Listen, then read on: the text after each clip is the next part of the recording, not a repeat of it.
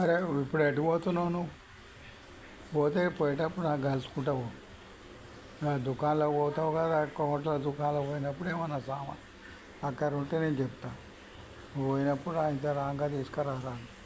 పోతే చక్కెర, ఇంత ఉప్పు ప్యాకెట్, గోధుమ పిండి, తర్వాత తర్వాత జాయ్ పత్తా ఇవన్నీ ఇవన్నీ రాసిస్తా. సేట్ దగ్గర పోతే దొరియామన్నాడంటే ఇతడు పైసలు రాసుకొని ఇస్తాడు. మరి ఇక రేపు పిల్లలు వస్తారు, ఊరాల నుంచి పండుగలు ఉంటాయి కదా, పండుగలకు వస్తారు వాళ్ళు.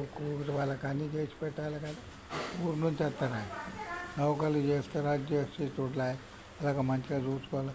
అట్లే రాగా నువ్వు ఒక కొబ్బరి 2 కొబ్బరికాయలు తీసుకురా. అట్లే పోగా నాకు చెప్పుకుంటూ పోతే నేను ఆయన రాసిచ్చి రాస్తే ఆయన దగ్గర పోయి నువ్వు తీసుకురా. అంతేనా, మర్చిపోకు. ఆ మళ్ళీ ఉన్న పూలు లేని వాళ్ళని రమ్మను.